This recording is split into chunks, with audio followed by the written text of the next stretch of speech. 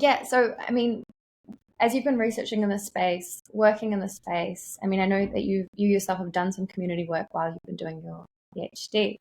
Um, how have you found, I guess, some of your learnings around like what supports there are for young people, refugee youth that are coming to Aotearoa? Are they well supported?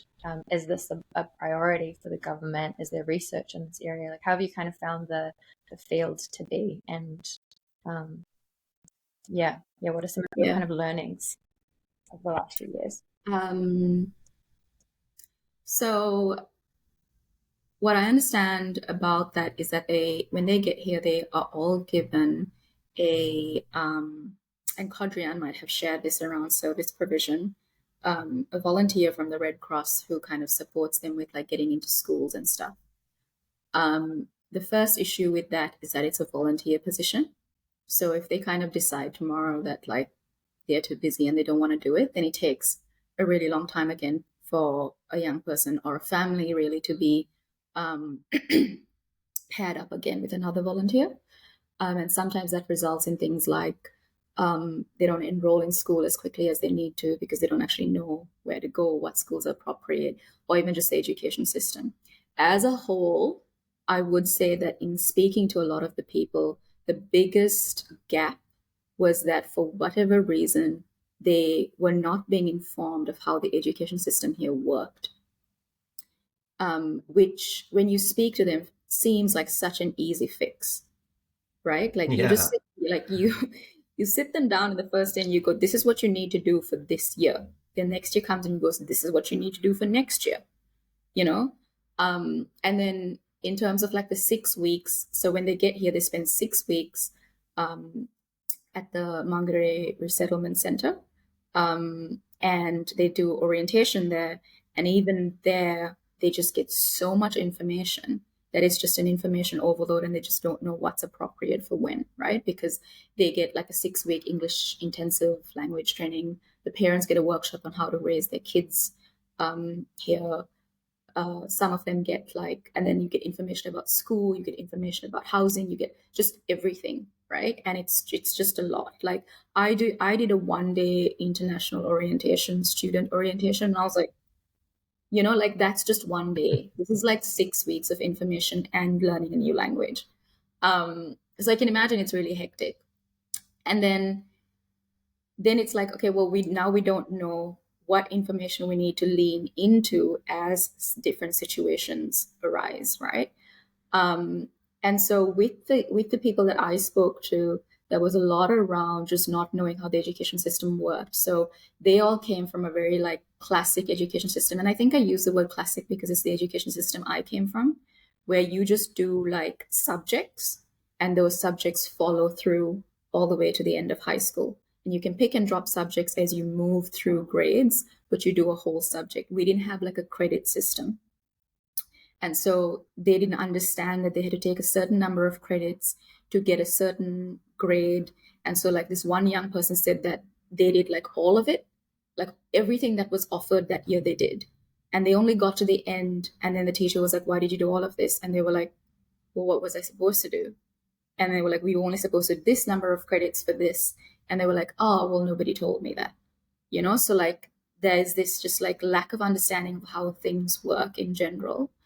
Um, I do think that in terms of like post high school, there's quite a few scholarships I've been seeing come up for people from refugee backgrounds, which has been really cool.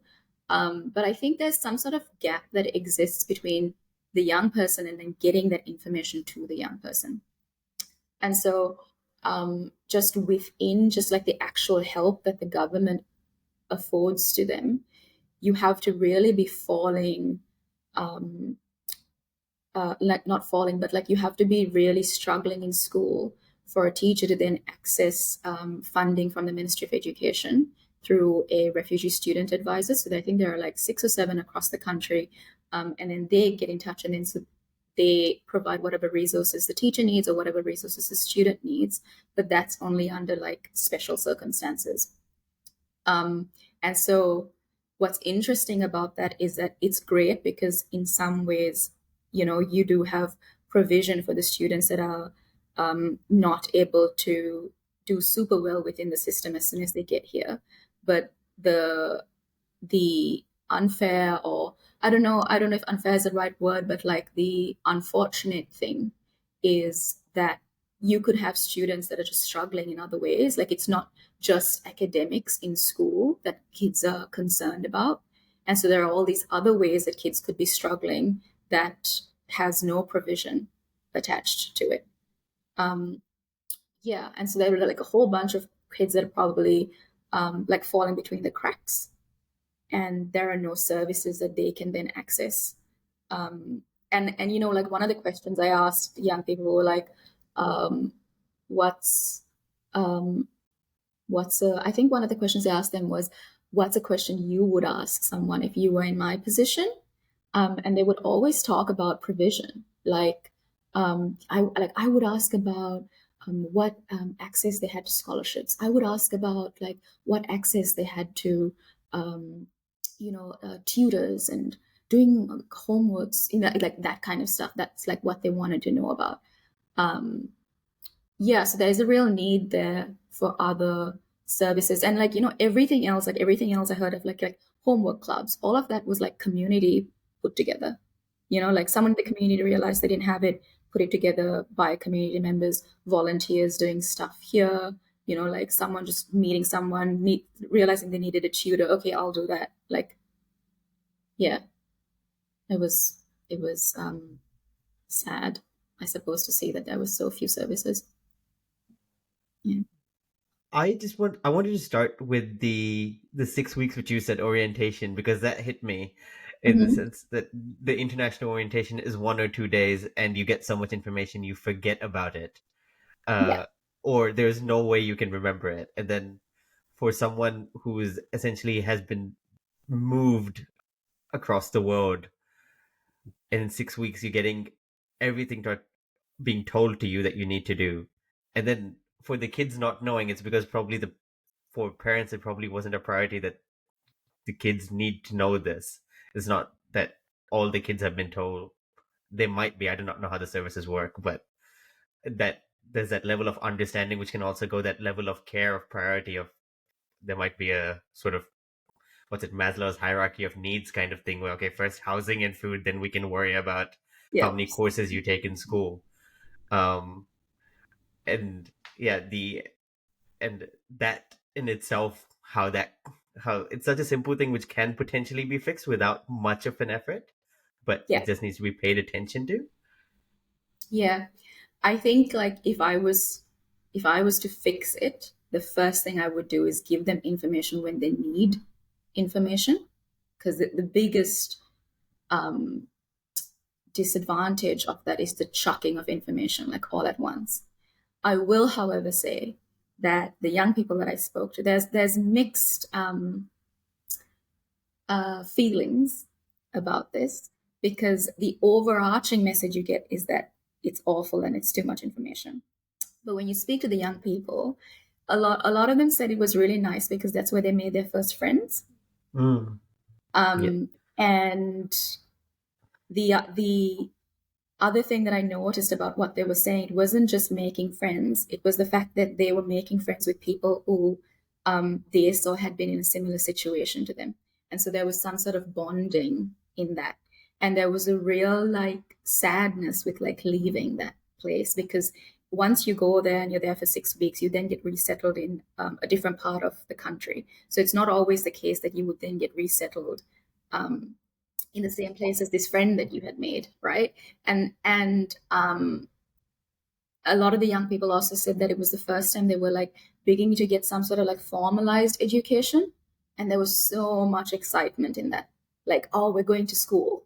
We can like pack a bag and like head to school, and we're there for X amount of time. Like even if it was like 2 hours and they were just learning English, it was just such an exciting time for them. Um, so I do think that like depending on what age you come here, I think that's a big factor. You are either really excited because you're kind of sensing some level of safety, or you're making friends, and so the information overload is probably something a lot of the adults feel, because they're like responsible for these kids, but also responsible for getting a job, sending the kids to school, um, making a home, I suppose, because they've been putting like, social housing, that kind of stuff. Um, so the information overload definitely is for the adults, and I think the kids maybe like sense that anxiety, and then especially because once they get um, reallocated or resettled in whatever part of the country, they then have to kind of think about like they obviously want to go to school. Maybe it's not a priority for their parents. Like I had everything between it took me 2 months to get into school or like half a year to get in school to I we got put in social housing. The next day I went to school. Like so there's such a big difference between the way kids are getting into school or the time frame of when kids are getting to school. And I think it's a combination of the priority that parents have and the lack of like someone going like a volunteer that's like, okay, here's what we're going to do in the week. Yeah, like the week following resettlement. Yeah. Did young people speak about any of, because you kind of know that often with refugee youth, they pick up things and learn things a lot faster than their parents. Like they'll pick up the language, they'll learn the systems, and yeah, and it can take the parents a while to do that stuff. And also they're doing a million other things. And so the young people end up kind of taking on a bit more responsibility.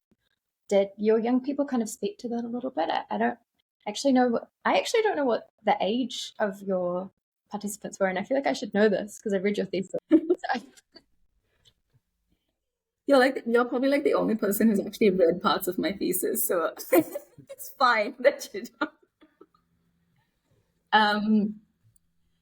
I had such a mixed group. So I had between 19 and 24. But it was also like after I had done all of my interviews, it also became significant to me that I had a group of young people that had been in New Zealand for like less than 10 years, and then a group of young people who had come here much, much younger, so had been in New Zealand for much longer. And so it really depended on like who they were. But in general, across the board, all the young people picked up language quicker than their parents because they all started going to school.